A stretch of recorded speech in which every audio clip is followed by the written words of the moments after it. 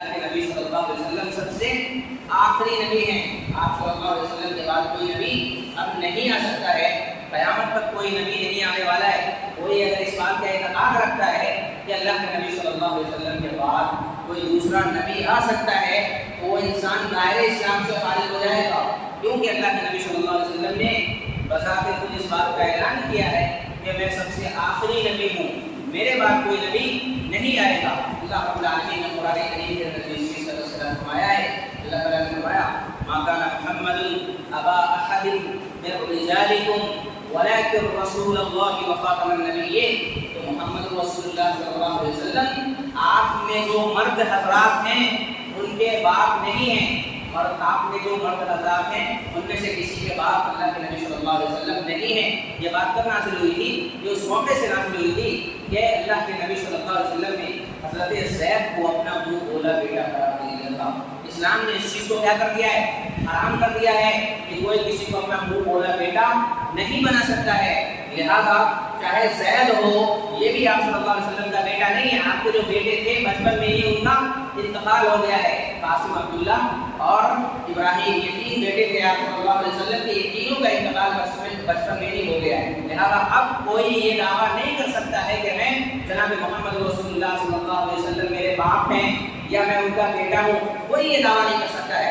اللہ تعالیٰ نے اسی کی نفی اس آیت کریمہ کے اندر کی ہے. ما کان محمد ابا احد من رجالکم ولکن رسول اللہ وخاتم النبیین. اور اللہ کے نبی صلی اللہ علیہ وسلم یہ آخری نبی ہے, خاتم النبیین ہیں. یہاں پر نبیوں کی جو کڑی تھی وہ ختم ہو چکی ہے. اس کے بعد کوئی نبی نہیں آنے والا ہے. اللہ کے نبی صلی اللہ علیہ وسلم نے فرمایا سیکون فی امتی ثلاثون کذابون کلهم یزعم انه نبی وانا خاتم النبیین لا نبی بعدی. میرے بعد آنے والے بہت سارے لوگ ایسے آئیں گے, کم سے کم 30 افراد ایسے آئیں گے جو اس بات کا دعویٰ کریں گے کہ میں نبی ہوں, میری نبوت کو تم لوگ تسلیم کر لو, میں رسول ہوں, میری رسالت کو تم لوگ تسلیم کر لو. لیکن اس بات کو یاد رکھو وہ تمام کے تمام لوگ جھوٹے ہیں. ثلاثون کذابون, 30 جھوٹے پیدا ہوں گے اس امت کے اندر پیدا ہوں گے جو اس بات کا دعویٰ کریں گے کہ میں نبی ہوں. لہذا تم اس کی نبوت کو مت مان لینا. اگر کوئی انسان کسی کی نبوت کو تسلیم کر لیتا ہے اللہ کے نبی صلی اللہ علیہ وسلم کے آ جانے کے بعد تو وہ انسان دائرۂ اسلام سے خارج ہے. اللہ کے نبی صلی اللہ علیہ وسلم نے واضح طور پہ اعلان کیا ہے کہ میں آخری نبی ہوں. نبوت کا جو سلسلہ تھا وہ مجھ تک آ کر ختم ہو چکا ہے. میرے بعد اب کوئی دوسرا نبی نہیں ہوگا. تو سب سے پہلی چیز جو بنیادی خصوصیت اللہ کے رسول صلی اللہ علیہ وسلم کو جو ملی ہے وہ یہی نبوت کی ایک خصوصیت تھی, اور یہیں پر آپ صلی اللہ علیہ وسلم کے اوپر آ کر یہ نبوت کی کڑی ختم ہو جاتی ہے. لہذا اس بات پر ایمان لانا تمام لوگوں کے لیے لازم و ضروری ہے. اسی طریقے سے اللہ کے نبی صلی اللہ علیہ وسلم کی یہ خصوصیت تو آپ صلی اللہ علیہ وسلم کی امتیوں کی کتنی خصوصیت ہے. آپ صلی اللہ علیہ وسلم کی امت تمام امتوں میں سب سے افضل امت ہے. اللہ رب العالمین نے قرآن کریم کے اندر اس چیز کا تذکرہ کیا وَكَذَلِكَ جَعَلْنَاكُمْ أُمَّةً وَسَطًا لِتَكُونُوا شُهَدَاءَ عَلَى النَّاسِ. ہم نے تم کو کیا کیا ہے؟ امت وسط بنایا ہے, درمیانی امت بنایا ہے. درمیانی امت کا مطلب یہ نہیں ہوتا ہے کہ کسی کے معاملے میں غلو کر جانا, کسی کے معاملے میں تقسیم کر دینا, کسی کو اس کے مقام سے اونچا اٹھا دینا یا کسی کو اس کے مقام سے نیچے کر دینا. یہ درمیانی امت کا کام نہیں ہوتا ہے, بلکہ درمیانی امت کا کام یہ ہوتا ہے نبی کو نبی کے مقام پر رکھنا, امام کو امام کے مقام پر رکھنا, اللہ رب العالمین کو اللہ رب العالمین کے مقام پر رکھنا, اور اولیاء کرام کو اولیاء کرام کے مقام پر رکھنا.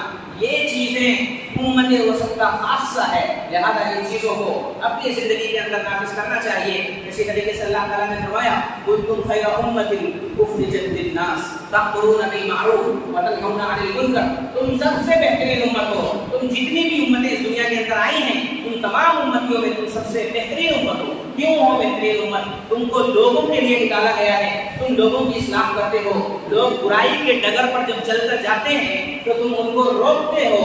یہی اس امت اسلامیہ کا یہ خاصہ ہے کہ برائی سے روکتے ہیں, بھلائی کی دعوت دیتے ہیں. معاشرے اور سماج میں کوئی برا کام کر رہا ہو تو اس کو روکتے ہیں, کوئی چوری کر رہا ہو تو اس کو روکتے ہیں, کوئی ظلم کر رہا ہو تو اس کو روکتے ہیں, کوئی دھوکہ دھڑی کر رہا ہو تو اس کو روکتے ہیں. اس امت اسلامیہ کا کیا ہے؟ خاصہ ہے. اسی لیے اللہ تعالیٰ نے کہا کہ تم بہترین امت ہو, تم سب سے افضل امت ہو. دیگر ادیان کے اندر جتنی بھی اللہ تعالیٰ نے اس امت کو دنیا کے اندر امتوں کو بھیجا ہے ان تمام امتوں میں تم سب سے بہترین امت ہو. اور اللہ کے رسول صلی اللہ علیہ وسلم نے فرمایا کہ تم ایسی امت ہو کہ تمہاری جو مدت ہے وہ سب سے کم ہے. تمہاری مدت کتنی مدت ہے؟ عصر سے لے کے سمجھ لو ایک طریقے سے عصر سے لے کے غروب شمس تک یہ تمہاری مدت ہے. اور اس مدت میں تمہیں اللہ تعالیٰ نے کتنی فضیلت سے نوازا ہے وہ اس بات کا تم اندازہ لگا سکتے ہو کہ اللہ سمجھ لو مثال کے طور پر یہ سمجھ لو ایک آدمی کسی مزدور کو لاتا ہے اور کہتا ہے کون ہے جو صبح سے لے کر ظہر تک ایک قرات پر مزدوری کرے. ایک قرات پر کون ہے جو صبح سے لے کر ظہر تک کیا کرے؟ مزدوری کرے. تو یہودی لوگ اس بات کے لیے تیار ہو جاتے ہیں کہ ہم صبح سے لے کر ظہر تک ایک قرات پر مزدوری کریں گے. اسی طریقے سے ان کی مزدوری ان کو عطا کر دی جاتی ہے. اس کے بعد صرف وہ مزدور کہتا ہے جو مزدور کو لے کر آتا ہے وہ کہتا ہے کون ہے جو ظہر سے لے کر عصر تک ایک قرات پر مزدوری کرے. تو نصارہ لوگ کھڑے ہوتے ہیں اور کہتے ہیں کہ ہم ایک قرات پر مزدوری کریں گے. پھر ان کو ان کی مزدوری عطا کر دی جاتی ہے. پھر وہی سمجھ لو وہ یہ کہتا ہے کون ہے جو عصر سے لے کر غروب شمس تک 2 قرات پر مزدوری کرے. عصر سے لے کر غروب شمس تک 2 قرات پر مزدوری کرنے والے کوئی اور نہیں ہے بلکہ کون ہے؟ وہ اس امت محمدیہ کے لوگ ہیں. اللہ کے رسول صلی اللہ علیہ وسلم نے فرمایا وہ تمہیں لوگ ہو جو عصر سے لے کر غروب شمس تک 2 قرات پر مزدوری کرتے ہو. یہ فضل سے اللہ تعالیٰ نے تم کو نوازا ہے. یہود و نصارہ خطرناک ہو کر کھڑے ہو گئے کہنے لگے اللہ تعالیٰ تو نے ہمیں اتنا کم اجر دیا. اللہ تعالیٰ فرماتا ہے کیا ہم نے تمہارے اوپر ظلم کیا؟ کیا ہم نے تمہارا حق مارا؟ تو یہود و نصارہ نے کہا نہیں ہمارا حق تو نہیں مارا. تو اللہ تعالیٰ نے کہا یہ تو میرا فضل ہے میں جس کو چاہوں عطا کر دوں. یہ میرا فضل ہے اور میں نے اس فضل کو امت محمدیہ کے لیے خاص کر دیا ہے. تو یہ اس امت محمدیہ کی خصوصیت ہے. اس امت محمدیہ کی یہ فضیلت ہے. لہذا اس فضیلت کو بھی سمجھا جائے. اسی طریقے سے اللہ کے رسول صلی اللہ علیہ وسلم کے بارے میں اللہ کے رسول صلی اللہ علیہ وسلم نے خود فرمایا مجھے 6 چیزوں پر تمام انبیاء کرام پر کیا کیا گیا ہے؟ فضیلت عطا کیا گیا ہے. جو فضیلت دوسرے انبیاء کرام کو نہیں دیا گیا تھا وہ فضیلت مجھے عطا کیا گیا ہے. سب سے پہلی چیز جو اللہ کے رسول صلی اللہ علیہ وسلم نے فرمائی وہ یہ کہ مجھے جوامع الکلم عطا کیا گیا ہے. ہوتی تو جوامع الکلم مجھے جوامع الکلم عطا کیا گیا ہے. کیا ہوتا ہے جوامع الکلم؟ جوامع الکلم کا مطلب یہ ہوتا ہے چھوٹے سے جملے کے اندر بہت ساری باتیں کہہ جانا. ایک ایسا اصول پیش کر دینا کہ اس اصول کی روشنی میں قیامت تک کے آنے والے لوگ اس سے استفادہ کرتے رہیں. یہ ہوتا ہے جوامع الکلم. مثال کے طور پر آپ سمجھ لیں اللہ کے نبی صلی اللہ علیہ وسلم نے فرمایا انما الاعمال بالنیات. یہ دیکھیے کتنا سا جملہ ہے, اتنا چھوٹا سا جملہ ہے. اس جملے کے اندر کتنی ساری چیزیں شامل ہیں. انسان نماز پڑھ رہا ہے اس کی نیت شامل ہے. انسان حج کر رہا ہے اس کی نیت شامل ہے. انسان کاروبار کر رہا ہے اس کی نیت بھی اس کے اندر شامل ہے. انسان کوئی بھی عمل دنیا کے اندر کر رہا ہو تمام اعمال کے اندر اس کی نیت کیا ہے؟ اس میں شامل ہے. تو اللہ کے نبی صلی اللہ علیہ وسلم نے ایک جملے کے اندر بہت ساری باتیں کہہ دیا کرتے تھے. اسی کو کہا جاتا ہے جوامع الکلم. تو اللہ کے رسول صلی اللہ علیہ وسلم کو یہ جوامع الکلم عطا کیا گیا تھا جو پچھلی امتوں کے نبیوں کو نہیں عطا کیا گیا ہے. اللہ کے نبی صلی اللہ علیہ وسلم کو یہ چیزیں عطا کی گئی ہے. اسی طریقے سے اللہ کے نبی صلی اللہ علیہ وسلم نے فرمایا کہ مجھے رعب عطا کیا گیا ہے. رعب مجھے عطا کیا گیا ہے. میرا ڈر دشمنوں کے دلوں پر چھایا رہتا ہے. اس وقت کی سپر پاور کنٹریاں مسلمانوں کے ڈر سے مسلمانوں کے خوف سے کانپا کرتی تھی. یہ ڈر اللہ کے رسول صلی اللہ علیہ وسلم کا دشمنوں کے دلوں پر چھایا ہوا تھا. تو یہ اللہ کے نبی صلی اللہ علیہ وسلم کی خصوصیت تھی. آپ صلی اللہ علیہ وسلم کی دوسری حدیث میں آپ صلی اللہ علیہ وسلم نے فرمایا کہ ایک مہینے کی مسافت پر بھی اگر دشمن ہوتا ہے, ایک مہینے مسیرت الشہر کہا گیا, ایک مہینے کی مسافت پر بھی اگر دشمن ہو تو وہ بھی خوف کھاتا رہتا ہے. اس سے خوف کھاتا ہے, مسلمانوں سے خوف کھاتا ہے, اللہ کے نبی صلی اللہ علیہ وسلم سے خوف کھاتا رہتا ہے. تو یہ اللہ کے نبی صلی اللہ علیہ وسلم کا خاصہ ہے. آپ صلی اللہ علیہ وسلم کی یہ خصوصیت ہے. لیکن آج امت اسلامیہ کا کیا حال ہے؟ ایک طرف افسوس ہوتا ہے. امت اسلامیہ کا کیا حال ہے؟ ہم ڈر سے اللہ کے نبی صلی اللہ علیہ وسلم نے فرمایا کہ اس امت کو یہ راستہ عطا کیا گیا ہے کہ اس کے ڈر سے دشمن کانپتے ہیں. لیکن آج کا حال یہ ہے کہ آج اس کا الٹا ہو چکا ہے.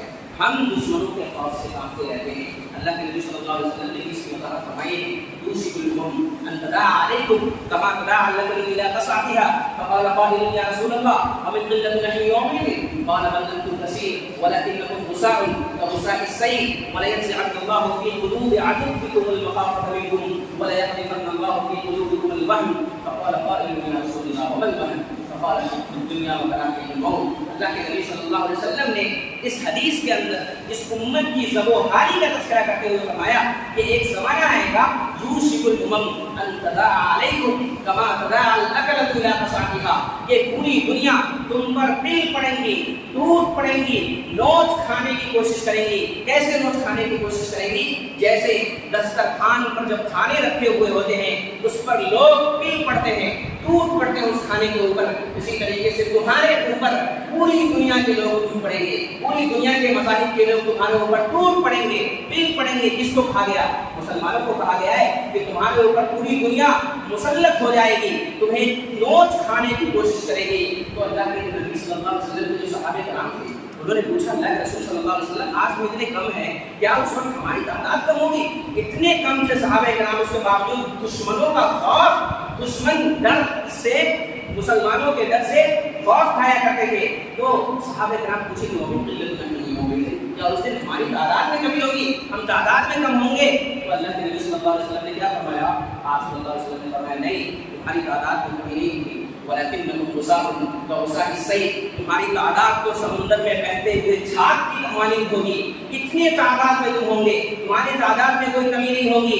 آج مسلمانوں کی حالت دیکھ لیجئے، اگر دیکھا جائے پاپولیشن کے حساب سے پوری دنیا میں دوسرے نمبر پر مسلمان آتے ہیں، اتنی تعداد مسلمانوں کی ہے، اس کے باوجود بھی پوری دنیا کے لوگ مسلمانوں کے اوپر ٹوٹے ہوئے ہیں. پوری دنیا کے لوگ یہ چاہتے ہیں مسلمانوں کو کیا کریں؟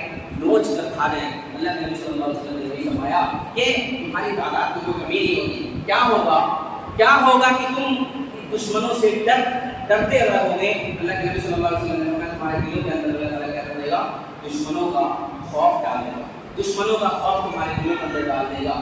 اور کیا ڈال دے گا؟ تمہارے دلوں میں اللہ تعالیٰ وہن ڈال دے گا. صحابہ کرام نے پوچھا یہ وہن کیا ہوتا ہے؟ آپ صلی اللہ علیہ وسلم نے فرمایا حب الدنیا وکراہیۃ الموت، تم دنیا سے محبت کرنے لگو گے اور موت سے نفرت کرنے لگو گے. یہ چیزیں تمہاری زندگی کے اندر آ جائیں گی. تم دشمنوں سے ڈرتے رہا کرو گے، تم موت سے نفرت کرو گے، اور زندگی سے تمہارے دلوں کے اندر کیا ہو جائے گی؟ محبت پیدا ہو جائے گی. اسی وجہ سے کیا ہوگا؟ پوری دنیا تمہارے اوپر پل پڑے گی، ٹوٹ پڑیں گی، نوچ کھانے کی کوشش کریں گی. آج جو مسلمان پریشان ہیں اور اپنی پریشانی کا رونا رو رہے ہیں، یہ مسلمانوں کی اپنی کمی ہے. لہٰذا مسلمانوں کو قرآن و سنت کی طرف آنا پڑے گا اور یہ تمام چیزوں کو، تو موت سے کتنی محبت، موت سے کتنی نفرت ہو چکی ہے ہمارے دل کے اندر. ذرا سوچئے، انسان ساری پلاننگ کرتا ہے دنیا کے اندر، لیکن کبھی اس پلاننگ کے اندر موت کو شامل نہیں کرتا ہے. یہ ہماری حالت زار ہے. لہذا اس حالت زار پر افسوس نہیں کرنا ہے، بلکہ اس پر فکر مند ہونا ہے. اس کے لیے ہمیں سوچنا ہے. تو اللہ کے نبی صلی اللہ علیہ وسلم کی جو یہ خصوصیت تھی کہ آپ صلی اللہ علیہ وسلم نے فرمایا مجھے کیا کیا گیا ہے؟ رعب عطا کیا گیا ہے. اسی طریقے سے اللہ کے رسول صلی اللہ علیہ وسلم نے فرمایا کہ میرا یہ خاصہ ہے کہ میرے لیے مال غنیمت کو حلال قرار دیا گیا ہے. اس سے پہلے جو انبیاء کرام ہوا کرتے تھے ان کے لیے مال غنیمت حلال نہیں ہوا کرتی تھی، بلکہ جب جنگ ہوتی تھی اور اس کے اندر جو مال غنیمت آتا تھا تو وہ مال غنیمت ایک جگہ رکھا جاتا تھا، اوپر سے آگ آتی تھی اس کو اچک لے جایا کرتی تھی. تو یہ دوسری امتوں کا حال ہوا کرتا تھا. لیکن اس امت محمدیہ کے اندر مال غنیمت کو حلال قرار دیا گیا ہے، اور جو جنگ ہوتی ہے اس میں جو مال غنیمت آتا ہے تو وہ مال غنیمت صحابہ کرام کے مابین تقسیم کیا جاتا ہے. اس میں اللہ کے رسول صلی اللہ علیہ وسلم کا بھی حصہ ہے. تو یہ چیزیں اس امت محمدیہ کو عطا کیا گیا ہے اور مجھے بھی یہ چیزیں عطا کی گئی ہے. اسی طریقے سے میرے لیے پوری زمین کو مسجد بنا دی گئی ہے. جعلت لی الارض مسجدا وطہورا، میرے لیے پوری دنیا کی جگہوں کو کیا کر دیا گیا ہے؟ مسجد بنا دیا گیا ہے. لہٰذا مسلمان جہاں کہیں بھی ہو یہ عذر پیش نہ کریں یہ وقت نماز کا وقت ہو رہا ہے، ابھی ہم سفر میں، یہ عذر پیش کرنا نہیں ہے، بلکہ اللہ کے رسول صلی اللہ علیہ وسلم نے فرمایا پوری دنیا تمہارے لیے مساجد ہے. اگر وہ جگہ پاک ہے مصلی بچھاؤ اور نماز پڑھنا شروع کر دو. جگہ پاک ہونا یہ شرط ہے، آپ نماز کہیں بھی پڑھ سکتے ہیں. تو یہ اس امت محمدیہ کا کیا ہے؟ خاصہ ہے جو اللہ کے رسول صلی اللہ علیہ وسلم نے فرمایا. اور اللہ کے رسول صلی اللہ علیہ وسلم نے یہ بھی فرمایا میں پوری دنیا کے لیے نبی بنا کر بھیجا گیا ہوں اور میں آخری نبی ہوں. یہ 6 خاصہ اللہ کے رسول صلی اللہ علیہ وسلم کو عطا کیا گیا تھا. آپ صلی اللہ علیہ وسلم سے پہلے کے نبیوں کو یہ خاصہ عطا نہیں کیا گیا ہے، لہٰذا آپ صلی اللہ علیہ وسلم کی فضیلت کا اندازہ ان تمام چیزوں سے بھی لگایا جا سکتا ہے۔ اسی طریقے سے اللہ کے رسول صلی اللہ علیہ وسلم کیا تھے؟ آپ صلی اللہ علیہ وسلم معصوم الخطا تھے، آپ صلی اللہ علیہ وسلم غلطی نہیں کیا کرتے تھے۔ اللہ تعالیٰ نے قرآن کریم کے اندر اس بات کو واضح طور پہ ارشاد فرمایا وَالنَّجْمِ إِذَا هَوَىٰ مَا ضَلَّ صَاحِبُكُمْ وَمَا غَوَىٰ وَمَا يَنطِقُ عَنِ الْهَوَىٰ إِنْ هُوَ إِلَّا وَحْيٌ يُوحَىٰ۔ قسم ہے ستاروں کی جب وہ گرے، وَالنَّجْمِ إِذَا هَوَىٰ مَا ضَلَّ صَاحِبُكُمْ وَمَا غَوَىٰ، یہ جو تمہارا ساتھی ہے یہ گمراہ نہیں ہے، یہ راہ سے بھٹکا ہوا نہیں ہے، بلکہ یہ سیدھے راستے پر ہے اور لوگوں کو سیدھے راستے کی طرف بلاتا ہے۔ مَا ضَلَّ صَاحِبُكُمْ وَمَا غَوَىٰ وَمَا يَنطِقُ عَنِ الْهَوَىٰ، اور یہ اپنی دل کی بات نہیں کہتا ہے، اپنے نفس کی بات نہیں کہتا ہے، اپنے خواہش کی بات نہیں کہتا ہے، بلکہ کیا کہتا ہے؟ ان هو الا وحی یوحا، یہ نبی کو وحی کہتا ہے جو اللہ رب العالمین کی جانب سے نازل ہوتی ہے، اپنی طرف سے یہ نبی کچھ بھی نہیں کہتا ہے۔ تو اس سے پتہ چلتا ہے کہ اللہ کے نبی صلی اللہ علیہ وسلم جو بھی کہا کرتے تھے تو وہ اللہ کی جانب سے ہوا کرتی تھی، من جانب اللہ ہوا کرتی تھی۔ لہذا آج مفتیان کرام جو بیٹھ کر فتوے دیتے ہیں اور یہ کہتے ہیں یہ ہمارا نظریہ ہے، ایسے لوگوں کو سوچنا چاہیے جناب محمد رسول اللہ صلی اللہ علیہ وسلم تک کو یہ اتھارٹی نہیں ملی ہے کہ اپنی جانب سے کوئی چیز کہہ دیں، بلکہ اللہ کے نبی صلی اللہ علیہ وسلم جب کچھ کہا کرتے تھے تو یہ کہا کرتے تھے کہ یہ چیزیں اللہ رب العالمین کی جانب سے نازل کی گئی ہے، یہ میرا نظریہ نہیں ہے بلکہ عرش والے کا نظریہ ہے۔ لہذا ہر مفتی کے لیے یہ چیزیں لازم اور ضروری ہے کہ اگر وہ فتویٰ دے رہے ہوں تو اس کے اندر یہ چیزیں ذکر کریں کہ اللہ کے رسول صلی اللہ علیہ وسلم کی یہ حدیث ہے اور اس حدیث کی روشنی میں یہ فتویٰ دیا جا سکتا ہے۔ لہذا یہ چیزیں سمجھنا ہم تمام لوگوں کے لیے ضروری ہے کہ اللہ کے نبی صلی اللہ علیہ وسلم بھی اپنی طرف سے کوئی بات نہیں کہا کرتے تھے، جو بھی کہا کرتے تھے آپ صلی اللہ علیہ وسلم وہ اللہ کی جانب سے ہوا کرتی تھی۔ اور اسی طریقے سے حضرت عبداللہ بن عمرو بن عاص رضی اللہ تعالیٰ عنہ بیان کرتے ہیں کہ اللہ کے نبی صلی اللہ علیہ وسلم کچھ بھی کہا کرتے ہیں تو میں فوراً اس کو کیا کر لیا کرتا تھا؟ لکھ لیا کرتا تھا۔ اکتب کل شیء ما اسمعہ رسول اللہ صلی اللہ علیہ وسلم، میں اللہ کے رسول صلی اللہ علیہ وسلم سے کچھ بھی سنا کرتا تھا تو فوراً اس کو کیا کر لیا کرتا تھا؟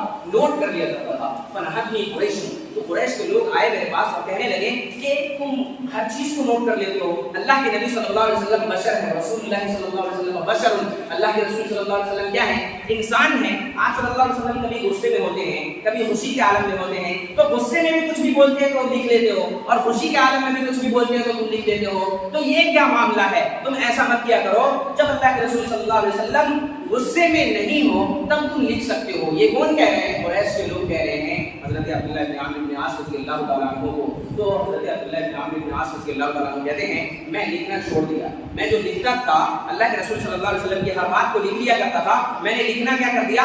ترک کر دیا، چھوڑ دیا۔ اللہ کے رسول صلی اللہ علیہ وسلم کے پاس آتا ہوں اور سوال کرتا ہوں اللہ کے رسول صلی اللہ علیہ وسلم یہ قریش کے لوگوں نے مجھے منع کیا ہے کہ تم کتابت سے باز آ جاؤ۔ اللہ کے نبی صلی اللہ علیہ وسلم نے فرمایا کہ اس زبان سے، یہ زبان انگلی کا اشارہ اللہ کے رسول صلی اللہ علیہ وسلم نے اپنی زبان کی طرف کیا اور کہا کہ قسم ہے اس ذات کی جس کے ہاتھ میں میری جان ہے، اس زبان سے حق کے علاوہ کچھ بھی نہیں نکلتا ہے، چاہے میں غصے میں ہوں، چاہے میں خوشی کے عالم میں ہوں، میں کسی بھی عالم میں ہوں، میری زبان سے کبھی بھی حق کے علاوہ کچھ بھی نہیں نکلتا ہے۔ تو یہ اللہ کے رسول صلی اللہ علیہ وسلم کا کیا ہے؟ خاصہ ہے، آپ صلی اللہ علیہ وسلم کی خصوصیت ہے جو دوسروں کو عطا نہیں کیا گیا ہے، یہ اللہ کے نبی صلی اللہ علیہ وسلم کو عطا کیا گیا ہے۔ لہذا ان تمام خصوصیات کو سمجھنے کی کوشش کریں۔ اسی طریقے سے اللہ کے رسول صلی اللہ علیہ وسلم کو قیامت کے لیے بھی کچھ خصوصیت دی گئی ہے، قیامت کے دن بھی آپ صلی اللہ علیہ وسلم کو کچھ چیزیں عطا کی گئی ہے۔ آپ صلی اللہ علیہ وسلم کو شفاعت عطا کی گئی ہے، آپ صلی اللہ علیہ وسلم کو جامع کوثر عطا کیا گیا ہے۔ اللہ کے رسول صلی اللہ علیہ وسلم نے فرمایا کہ مجھے شفاعت عطا کی گئی ہے، میں پہلا شافع ہوں اور پہلا مشفع ہوں۔ مطلب کیا ہوا؟ پہلا شافع ہوں، قیامت کے دن سب سے پہلے اگر کوئی سفارش کرے گا تو وہ کون ہوگا؟ وہ میں ہوں گا، اور سب سے پہلے جس کی سفارش قبول کی جائے گی وہ بھی میں ہوں گا۔ کل قیامت کے دن اللہ کے رسول صلی اللہ علیہ وسلم سفارش کریں گے، امت کے لیے سفارش کریں گے، لوگ پریشان ہوں گے۔ ایک لمبی حدیث کے اندر اللہ کے رسول صلی اللہ علیہ وسلم نے فرمایا، قیامت کے دن کا تذکرہ کرتے ہوئے فرمایا کہ اس دن لوگ پریشان ہوں گے، نفسی کا عالم ہوگا، سارے لوگ پریشان ہوں گے، سورج اتنا قریب آ جائے گا، سارے لوگ یہ چاہ رہے ہوں گے کہ کیسے آج کے دن سے ہمیں کیا ملے؟ نجات مل جائے، کیونکہ کسی کا حساب و کتاب ہو ہی نہیں رہا ہوگا۔ اس دن کے بارے میں اللہ تعالیٰ نے کہا تعرج الملائکۃ والروح الیہ فی یوم کان مقدارہ 50,000 سنہ، وہ ایک دن 50,000 سال کے برابر کا وہ ایک دن ہوگا۔ آج 50 سال کی زندگی کے لیے ہم کیا کہتے ہیں؟ 50,000 سال کے برابر کا وہ قیامت کا ایک دن ہوگا، اور آج ہم 50 سال کی زندگی کے لیے کیا کیا کرتے ہیں، کتنے جھوٹ بولتے ہیں، کتنی دغا بازی کرتے ہیں، کتنوں کے مال ہڑپتے ہیں، کتنوں کے اوپر ظلم کرتے ہیں، لیکن اس 50,000 سال کے ایک دن کے بارے میں کبھی ہمیں ہمارے دلوں کے اندر کوئی احساس پیدا نہیں ہوا کہ اس دن کی ہم کچھ تیاری کر لیں۔ وہ 50,000 سال کے برابر کا ایک دن ہوگا، سارے لوگ پریشان ہوں گے، سوال و جواب کا سیشن تو شروع ہو، جلدی سے ہمارا ٹھکانہ ہمیں مل جائے، چاہے ہم جہنم میں جائیں چاہے ہم جنت کے اندر جائیں، کہیں تو ہمارا ٹھکانہ ملے ہمیں۔ سارے لوگ پریشان ہوں گے، سارے لوگ ایک دوسرے کے پاس جا رہے ہوں گے، کوئی ہماری سفارش کر دو اللہ تعالیٰ سے، کوئی سفارش کر دے اللہ تعالیٰ سے کہ اللہ تعالیٰ کیا کر دے، سوال و جواب کا سلسلہ شروع کر دے۔ تمام لوگ کہیں گے چلتے ہیں آدم علیہ السلام کے پاس۔ آدم علیہ السلام کے پاس سارے لوگ جائیں گے، کہیں گے اے آدم علیہ السلام، آپ پوری انسانیت کے باپ ہیں، اللہ تعالیٰ نے آپ کو بہت فضل سے نوازا ہے، آپ کو نبی بنایا ہے، فرشتوں نے آپ کا سجدہ کیا ہے، لہذا آج اللہ رب العالمین کی بارگاہ میں ہمارے لیے کیا کر دیجیے، سفارش کر دیجیے۔ حضرت آدم علیہ السلام کہیں گے مجھ سے بھی غلطی ہوئی تھی، اللہ تعالیٰ نے درخت کے پاس جانے سے مجھے منع فرمایا تھا، لیکن میں چلا گیا تھا، میں درخت کے پاس چلا گیا تھا، آج میں سفارش نہیں کر پاؤں گا، کیونکہ اللہ رب العالمین کی ذات آج جتنا غضبناک ہے کبھی اتنا نہیں ہوا تھا اور نہ کبھی اتنا غضبناک ہوگا، میں اللہ کی بارگاہ میں سفارش نہیں کر سکتا ہوں۔ یا ربی نفسی نفسی، میں صرف اور صرف اپنے نفس کا سوال کرتا ہوں، مجھے صرف اپنے نفس کی پڑی ہوئی ہے، تم جاؤ سیدنا نوح علیہ السلام کے پاس چلے جاؤ۔ سارے لوگ وہاں سے سیدنا نوح علیہ السلام کے پاس دوڑ کر آئیں گے، سارے لوگ آئیں گے، کہیں گے اے نوح علیہ السلام، آپ اللہ کے سب سے پہلے رسول ہیں، سب سے پہلے رسول ہیں، اللہ تعالیٰ نے آپ کو بہت سارے فضل سے نوازا ہے، لہذا آپ اللہ کی بارگاہ میں ہمارے لیے سفارش کر دیجیے۔ آپ پریشانی کے عالم کو دیکھ نہیں رہے ہیں، کتنے لوگ پریشان ہو رہے ہیں، کیا اس پریشانی کو آپ دیکھ نہیں رہے ہیں؟ اللہ کی بارگاہ میں ہمارے لیے سفارش کر دیجیے۔ کون کہیں گے؟ نوح علیہ السلام کے پاس آ کر لوگ کہیں گے، تو نوح علیہ السلام کہیں گے میں بھی تمہارے لیے سفارش نہیں کر سکتا ہوں، آج اللہ رب العالمین کی ذات اتنا غضبناک ہے، کبھی اتنا غضبناک نہیں ہوا تھا اور نہ کبھی اتنا غضبناک ہوگا، تم ایسا کرو کہ تم سیدنا ابراہیم علیہ السلام کے پاس چلے جاؤ۔ سیدنا نوح علیہ السلام بھی یہ کہیں گے یا رب نفسی نفسی، اللہ تعالیٰ میں آج صرف اپنے نفس کا سوال کرتا ہوں، میں آج کسی کا سوال نہیں کرتا ہوں، میں اپنے نفس کا سوال کرتا ہوں۔ لوگ وہاں سے بھی مایوس ہو کر سیدنا ابراہیم علیہ السلام کے پاس آئیں گے، سیدنا ابراہیم علیہ السلام کے پاس آنے کے بعد کہیں گے اللہ تعالیٰ نے آپ کو خلیل بنایا تھا، اللہ تعالیٰ نے بہت سارے امتحان سے آپ کو نوازا تھا اور تمام امتحان میں آپ پاس ہو گئے تھے، لہذا اللہ کی بارگاہ میں آج ہاتھ اٹھا کر یہ سفارش کر دیجیے کہ اللہ تعالیٰ یہ سوال و جواب کا سیشن شروع ہو، کم سے کم ہمارا ٹھکانہ ہمیں مل جائے، ہم کہیں تو چلے جائیں۔ سیدنا ابراہیم علیہ السلام کہیں گے مجھ سے بھی دنیا میں غلطی ہوئی تھی، میں آج اللہ کی بارگاہ میں ہاتھ نہیں اٹھا سکتا ہوں، میں اللہ کی بارگاہ میں سفارش نہیں کر سکتا ہوں۔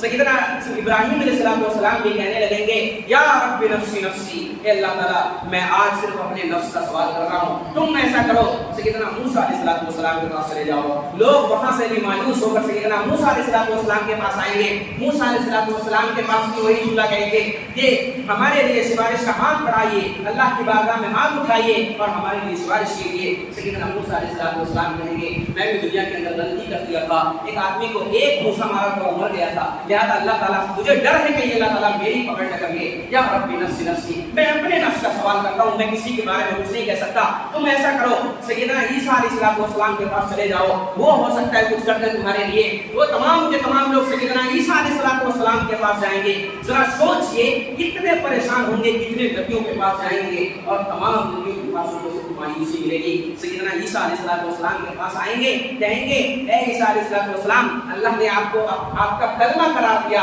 اللہ تعالیٰ نے بچپن میں آپ سے گواہی دلوائی۔ سیدنا عیسیٰ علیہ السلام جب چھوٹے تھے تو انہوں نے گواہی دی تھی، اپنی رسالت کی گواہی دی تھی، بچپن میں جب بچہ بولتا نہیں ہے اس عالم میں انہوں نے اپنی رسالت کی گواہی دی تھی، قال انی عبد اللہ آتانی الکتاب وجعلنی نبیا، میں اللہ کا بندہ ہوں، مجھے علم و حکمت کی باتیں عطا کی گئی ہے۔ تو سیدنا عیسیٰ علیہ السلام کے پاس تمام لوگ آئیں گے اور کہیں گے ہمارے لیے آج سفارش کا ہاتھ بڑھائیے اللہ کی بارگاہ میں، کم سے کم سوال و جواب کا سیشن شروع تو ہو۔ عیسیٰ علیہ السلام بھی کہنے لگے یا رب نفسی نفسی، میں صرف آج اپنے نفس کا سوال کرتا ہوں، تم ایسا کرو، جناب محمد رسول اللہ صلی اللہ علیہ وسلم کی بارگاہ میں جاؤ، اللہ کے نبی صلی اللہ علیہ وسلم کی بارگاہ میں لوگ دوڑے ہوئے آئیں گے، اللہ کے نبی صلی اللہ علیہ وسلم سے عرض کریں گے، اللہ کے نبی صلی اللہ علیہ وسلم آپ کو اللہ تعالیٰ نے رسالت عطا کیا تھا، اللہ تعالیٰ نے آپ کو اتنی فضیلت عطا کی ہے، آج ہمارے لیے سفارش فرمان کرائیے۔ اللہ کے نبی صلی اللہ علیہ وسلم کہتے ہیں میں اللہ کے عرش کے نیچے سجدے میں گر جاؤں گا، اللہ تعالیٰ مجھے ایسے ایسے کلمات الہام کرے گا کہ جس کلمات جیسے کلمات مجھ سے پہلے کسی بھی اکرام کو نہیں الہام کیے گئے تھے، میں ان کلمات کے ذریعے اللہ کی تعریف کروں گا اور اللہ کی بارگاہ میں سجدہ ریز ہو جاؤں گا۔ اللہ تعالیٰ کہے گا یا محمد ارفع رأسک سل تعطیہ، اے محمد اپنا سر اٹھاؤ، کیا مانگتے ہو مانگو، کیا مانگتے ہو تم مانگو۔ اللہ کے نبی صلی اللہ علیہ وسلم اپنا سر اٹھائیں گے تو آپ کی زبان سے صرف یہی جملہ نکلے گا یا ربی امتی امتی، اے میری امت میری امت۔ یہ تمام کے تمام جتنے انبیاء اکرام کے سب کیا کہہ رہے ہیں یا ربی نفسی نفسی۔ اللہ کے نبی صلی اللہ علیہ وسلم یہ ایسے شخص ہیں جو یہ کہہ رہے ہیں یا ربی امتی امتی، اے اللہ میری امت آج میری امت پریشان ہے، اس کا کوئی حل نکال دے۔ اللہ تعالیٰ کہے گا جتنے لوگ بے حساب و کتاب جنت میں جانے والے ہیں ان تمام لوگوں کے لیے جنت کے دروازے کھول دو اور تمام لوگوں کو جنت کے اندر داخل کر دیا جائے گا۔ تو یہ جناب محمد رسول اللہ صلی اللہ علیہ وسلم کو یہ شفاعت عطا کی گئی ہے جو کسی بھی نبی کو نہیں دی گئی ہے، اللہ کے نبی صلی اللہ علیہ وسلم کو یہ شفاعت عطا کی گئی ہے۔ اسی کے بارے میں حضرت ابو ہریرہ رضی اللہ تعالیٰ عنہ نے اللہ کے نبی صلی اللہ علیہ وسلم سے سوال کیا تھا، اللہ کے نبی صلی اللہ علیہ وسلم سے فرمایا تھا کہ اللہ کے نبی صلی اللہ علیہ وسلم من اسعد الناس بشفاعتک یوم القیامہ، وہ کون سے خوش نصیب لوگ ہوں گے جس کی شفاعت کل قیامت کے دن آپ جن لوگوں کو آپ کی شفاعت کل قیامت کے دن نصیب ہوگی وہ کون سے خوش نصیب ہوں گے۔ یہ سوال حضرت ابو ہریرہ رضی اللہ تعالیٰ عنہ نے اللہ کے نبی صلی اللہ علیہ وسلم سے کیا تھا، تو اللہ کے نبی صلی اللہ علیہ وسلم نے جواب دینے سے پہلے کہا تھا لقد ظننت یا ابا ہریرہ اللہ یسألنی احد عن هذا الحدیث اول منه، مجھے معلوم تھا کہ تم سے پہلے ایسا سوال کوئی نہیں کر سکتا ہے۔ یہ ابو ہریرہ رضی اللہ تعالیٰ عنہ کی وقاحت تھی۔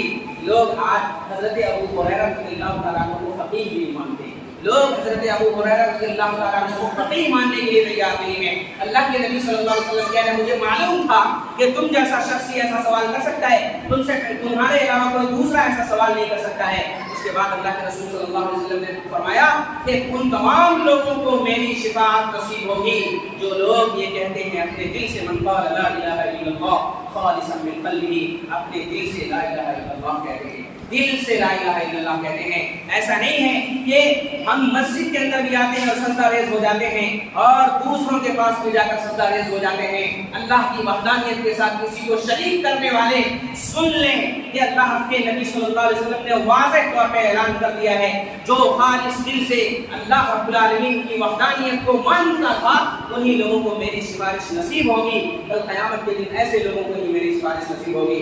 لہذا یہ اللہ کے نبی صلی اللہ علیہ وسلم کی خصوصیت ہے کہ آپ صلی اللہ علیہ وسلم کو شفاعت عطا کیا گیا ہے، آپ صلی اللہ علیہ وسلم کو جامع کوثر عطا کیا گیا ہے۔ کل قیامت کے دن آپ صلی اللہ علیہ وسلم اس جامع کوثر پر بیٹھے ہوئے ہوں گے اور امت کے لوگوں کو اپنے ہاتھوں سے پانی پلا رہے ہوں گے، ساری امت کے لوگ پریشان ہوں گے۔ ذرا سوچئے 50,000 سال کا ایک دن ہوگا جب وہ پانی لوگ پی لیں گے تو جنت میں جانے تک کبھی ان کو پیاس نہیں لگے گی۔ سارے لوگ آ رہے ہوں گے، اللہ کے نبی صلی اللہ علیہ وسلم کے پاس آ رہے ہوں گے، اللہ کے نبی صلی اللہ علیہ وسلم ان کو اپنے ہاتھوں سے جامع کوثر پلا رہے ہوں گے، اپنے ہاتھوں سے آپ صلی اللہ علیہ وسلم پانی پلا رہے ہوں گے۔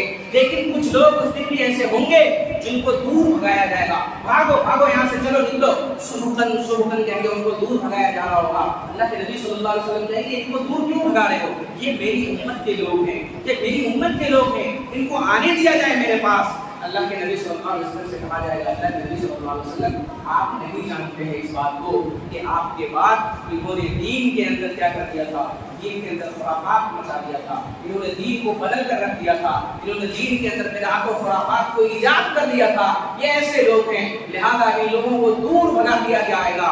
یہاں پر ایک اور جملہ آپ یاد رکھیں، یہ اللہ کے نبی صلی اللہ علیہ وسلم سے کہا جائے گا کہ آپ کو نہیں معلوم ہے اس بات کا کہ آپ کے بعد امت کے لوگ آپ کی دین کے اندر خرافات کر رہے تھے۔ اللہ کے نبی صلی اللہ علیہ وسلم کو حاضر و ناظر ماننے والے لوگ ذرا سوچیں، اللہ کے نبی صلی اللہ علیہ وسلم سے کہا جا رہا ہے آپ کو معلوم نہیں ہے کہ آپ کے بعد ان لوگوں نے دین کے اندر خرافات کر دیا تھا۔ لہذا بدعتیوں کو، ایسے لوگوں کو جو دین کے اندر نئی نئی چیزوں کی ایجاد کرتے ہیں، اسے دین کا حصہ سمجھتے ہیں، ایسے لوگوں کو کل قیامت کے دن اللہ کے نبی صلی اللہ علیہ وسلم کے ہاتھ سے جام کوثر نہیں ملے گا، ان کو دور بھگا دیا جائے گا۔ یہ لوگ جیسے پریشان تھے ویسے ہی پریشان رہیں گے۔ لہذا اگر ہمیں اللہ کے نبی صلی اللہ علیہ وسلم کی صفات اپنے حق میں کرنی ہے تو ہمیں سب سے پہلے اللہ کی وحدانیت کو تسلیم کرنا ہوگا، اور اگر ہمیں اللہ کے نبی صلی اللہ علیہ وسلم کے ہاتھ سے جام کوثر پینا ہے تو ان بدعات و خرافات سے ہمیں بچنا پڑے گا جو آج معاشرے کے اندر لوگ دین سمجھ کے کر رہے ہیں۔ اللہ رب العالمین ہمیں اس بات کی توفیق دے۔ اللہ رب العالمین ہمیں جناب محمد رسول اللہ صلی اللہ علیہ وسلم کی خصوصیت کو سمجھنے کی توفیق عطا فرمائے۔ اللہ رب العالمین جناب محمد رسول اللہ صلی اللہ علیہ وسلم کی اتباع کرنے کی ہمیں توفیق دے۔ اللہ رب العالمین ہم تمام لوگوں کی اصلاح فرمائیں۔ اللہ رب العالمین ہمارے دلوں میں جو دوسرے کی غلاظت بھری ہوئی ہے اللہ تعالیٰ اس غلاظت کو دور فرمائیں۔ اللہ رب العالمین مسلمانوں کی احوال کی حفاظت فرمائیں۔ اللہ رب العالمین ظالمین کے ظلم سے، حاسدین کے حسد سے، فتین کے فتنوں سے، ماکرین کے مکر و فریب سے ہم تمام لوگوں کی حفاظت فرمائے۔ اللہ رب العالمین مسلمانوں کی جانوں کی، مالوں کی، عزتوں کی، آبرو کی حفاظت فرما۔ اللہ رب العالمین مسلمان جہاں کہیں بھی پریشان حال ہیں ان کی پریشانی کو دور فرما۔ اللہ رب العالمین ہم جب تک جئیں تب تک اسلام پر جئیں، جب ہمارا خاتمہ ہو تو ایمان پر ہو۔ وصلی اللہ علی نبینا محمد وعلی آلہ وصحبہ وسلم، وآخر دعوانا الحمد للہ رب العالمین۔